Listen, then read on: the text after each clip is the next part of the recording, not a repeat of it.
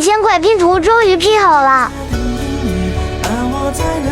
然后开始刷胶，剪开胶水袋，然后倒胶水，一定要倒均匀，不然后期不好刷。把胶水刷开，就是左刷刷右刷刷，把边边的胶水往里刷。刷完之后挪动一下拼图的位置，防止粘底，最后静等3个小时即可。